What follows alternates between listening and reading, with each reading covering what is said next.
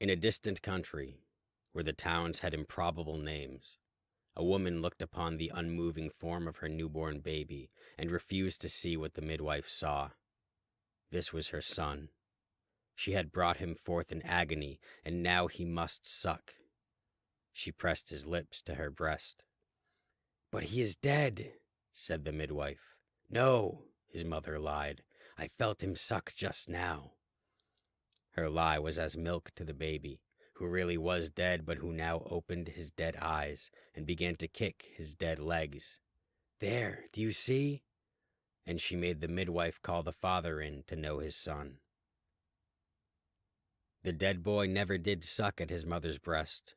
He sipped no water, never took food of any kind, so of course he never grew.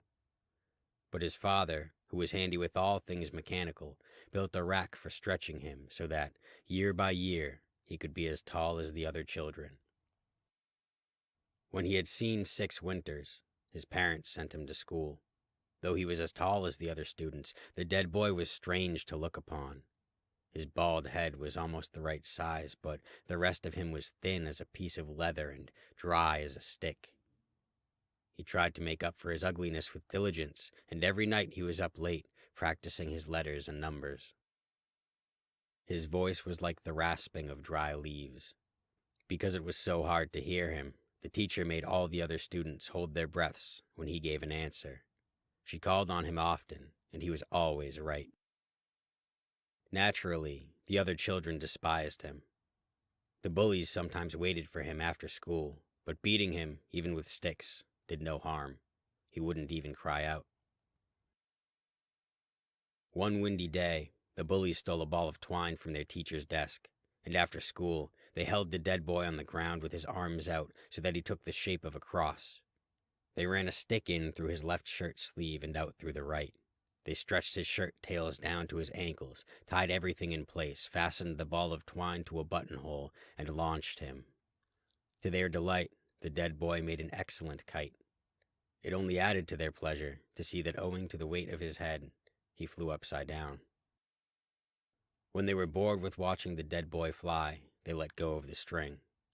The dead boy did not drift back to earth as an ordinary kite would do. He glided. He could steer a little, though he was mostly at the mercy of the winds, and he could not come down. Indeed, the wind blew him higher and higher. The sun set, and still the dead boy rode the wind. The moon rose, and by its glow he saw the fields and forests drifting by. He saw mountain ranges pass beneath him, and oceans and continents. At last the winds gentled, then ceased, and he glided down to the ground in a strange country. The ground was bare. The moon and stars had vanished from the sky. The air seemed gray and shrouded. The dead boy leaned to one side and shook himself until the stick fell from his shirt. He wound up the twine that had trailed behind him and waited for the sun to rise. Hour after long hour, there was only the same grayness, so he began to wander. He encountered a man who looked much like himself, a bald head atop leathery limbs. "Where am I?" the dead boy asked. The man looked at the grayness all around. "Where?" the dead man said. His voice, like the dead boy's, sounded like a whisper of dead leaves stirring. A woman emerged from the grayness.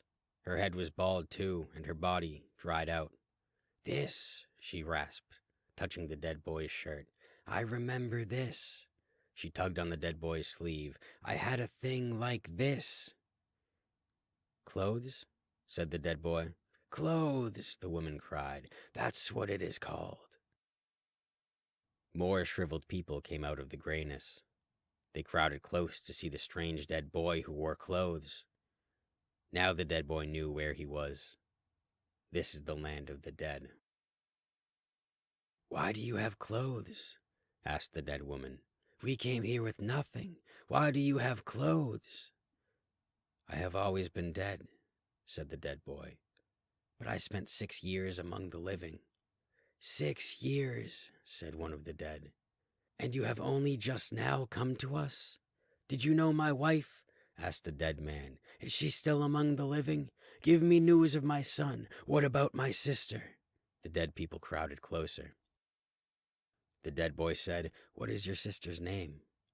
But the dead could not remember the names of their loved ones. They did not even remember their own names. Likewise, the names of the places where they had lived, the numbers given to their years, the manners or fashions of their times, all of these they had forgotten. "Well," said the dead boy, "in the town where I was born, there was a widow. Maybe she was your wife. I knew a boy whose mother had died, and an old woman who might have been your sister." "Are you going back?" "Of course not," said another dead person. "No one ever goes back." "I think I might," the dead boy said. He explained about his flying.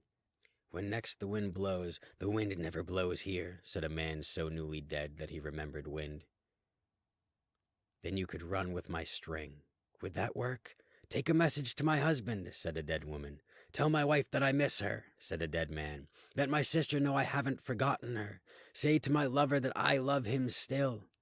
They gave him their messages, not knowing whether or not their loved ones were themselves long dead. Indeed, dead lovers might well be standing next to one another in the land of the dead, giving messages for each other to the dead boy.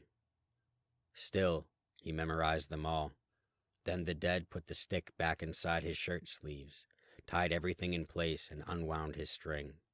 Running as fast as their leathery legs could manage, they pulled the dead boy back into the sky, let go of the string, and watched with their dead eyes as he glided away. He glided a long time over the gray stillness of death, until at last a puff of wind blew him higher, until a breath of wind took him higher still, until a gust of wind carried him up above the grayness to where he could see the moon and the stars. Below he saw moonlight reflected in the ocean. In the distance rose mountain peaks. The dead boy came to the earth in a little village. He knew no one here, but he went to the first house he came to and rapped on the bedroom shutters. To the woman who answered, he said, "A message from the land of the dead," and gave her one of the messages. The woman wept, and gave him a message in return. House by house, he delivered the messages.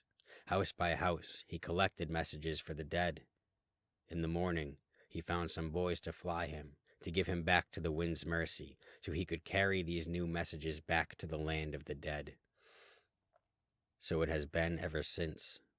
On any night, head full of messages, he may rap upon any window to remind someone, to remind you, perhaps, of love that outlives memory, of love that needs no names.